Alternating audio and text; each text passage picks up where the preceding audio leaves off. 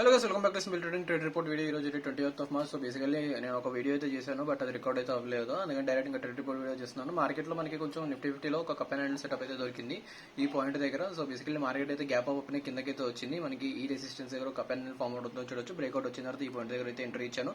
మన first target వచ్చేసి ఇక్కడ దాకా హోల్డ్ చేసినందుకు మనకి 2450 per lot ప్రాఫిట్ అయితే వచ్చింది. దాని తర్వాత నేను మేజర్ క్వాంటిటీ అనేది ప్రాఫిట్ లాకింగ్ చేసి రిమైనింగ్ క్వాంటిటీ ఒక ఎస్ఎల్ ని పైన పెట్టేసి ఈ కొంచెం ఎక్స్ట్రా ఏదైతే బోనస్ ఉందో అది కూడా క్యాప్చర్ చేశాను అనమాట. అక్కడ హోల్డ్ చేసినందుకు మనకి 3400 per lot ప్రాఫిట్ అయితే వచ్చింది. ఇక్కడికి వచ్చిన తర్వాత నేను ఆల్ క్వాంటిటీ అనేది ఎగ్జిట్ చేసేసాను, ఎందుకంటే ఇక్కడ డే హై ఉంది ప్లస్ ఒక రెసిస్టెన్స్ కూడా ఉంది కదా. పొజిషన్ అనేది క్లోజ్ చేసేసాను అనమాట.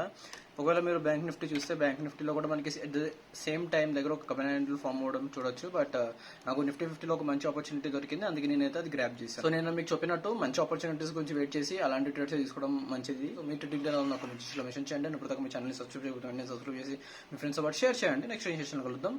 Bye bye.